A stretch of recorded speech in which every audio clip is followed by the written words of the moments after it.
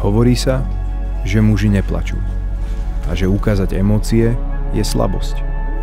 Ale nie je. Celý život trénujeme telo. Ale kto trénuje našu myseľ? Sú dni, keď sa ti nechce vstať a povieš si, to musím dať sám. Lenže tak to nefunguje. Depresia nie je výhovorka. Je to zranenie.